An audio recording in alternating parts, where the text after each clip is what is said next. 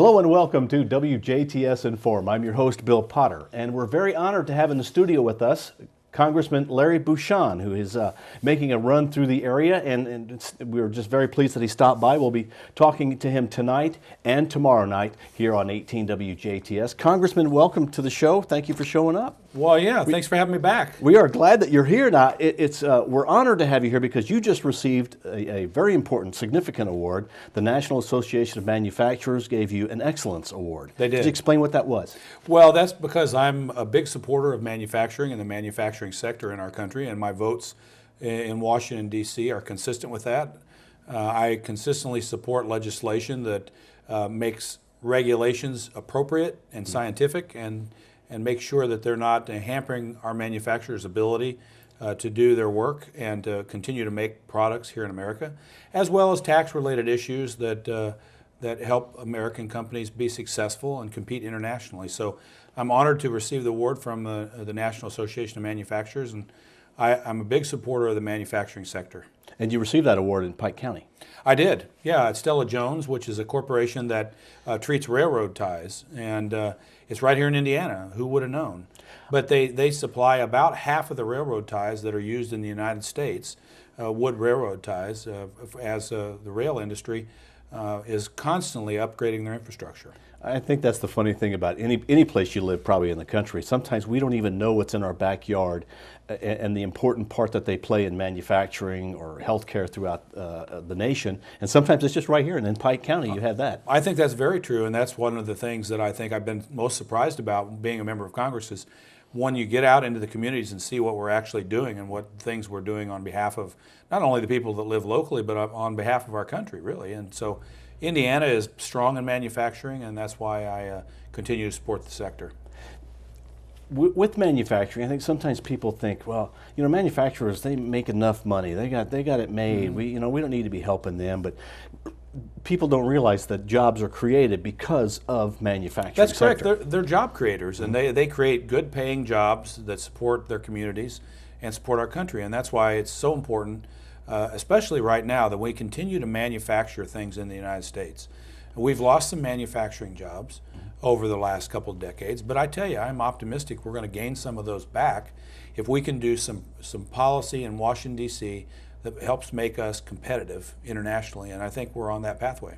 It's difficult when you are competing manufacturing-wise with another country where their standards aren't nearly as high as ours, and we put out such a great product, but that's starting to change a little bit in some countries to where we're getting some of that back. Well, I think we're going to get a lot of that back because we can reference China, for example. You know, the standard of living is going up over there. The labor costs are starting to come more close to what we have in the United States. And honestly, we make better products. The quality of our products here that we make, that American citizens make, are still felt to be some of the best in the world. And so I think, you know, again, if we can get some policy in Washington, D.C.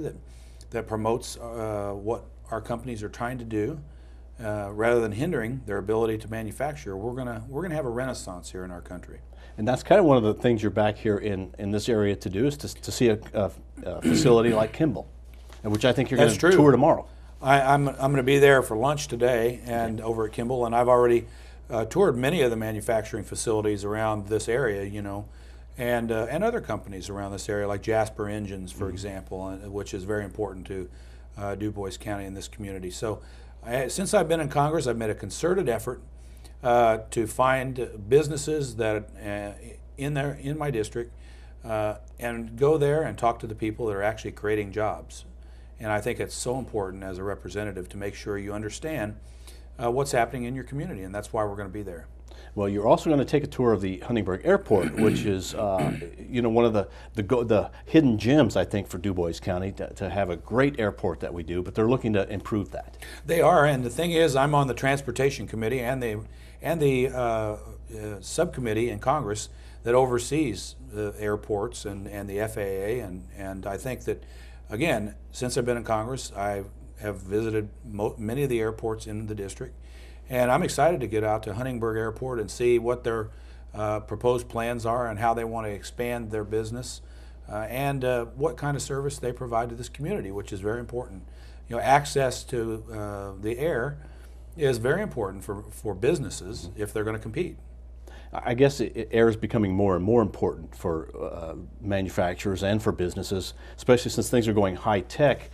You know, having an airport where people can fly in and fly out, or product in and out, is very important. It's and they extremely need a important. bigger, longer runway. Is that? It's extremely important, and I think that you know, the access again to the nation's airways and to the world's airways is very important. So I'm going to be interested to see what they have to say at the Huntingburg Airport, and then hopefully, you know, as things come up in Washington D.C., I'll be able to do things on their behalf to help their cause. And speaking of things in this area that will help with transportation, now we're going to go back to the ground transportation, but the push for I-67, where do you see that going? Well, I think it's going in a positive direction. My office has been involved in this project even before I was elected most recently and actually represented these counties. Mm-hmm.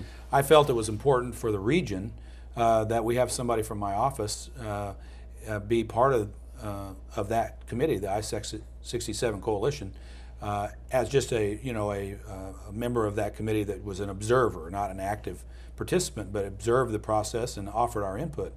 And I think it's going in a very positive direction, and I think that the local community has really stepped up. We met recently in Washington, D.C. With the I-67 Coalition people. They met with many other representatives. We helped coordinate that, my office did, because I think it's that important. Mm-hmm. But having access to an interstate highway that would connect up all the way down into Kentucky and then connect up with Interstate 69 up around the Washington area would be a really positive thing for this area. Well, Congressman, thank you very much. I know you're on a very busy schedule, but we are going to continue with this discussion tomorrow night on 18 WJTS. We appreciate the time that you're taking now, and we're going to talk about how maybe the sequester has affected the FAA and some other areas, but we'll be back with you tomorrow night here on 18 WJTS. Thanks for coming in. Well, you're welcome. Thanks for having me back. And congratulations on your award Thank from you. the National Association of Manufacturers. Thank you. This has been WJTS in Form. We are local people watching local people.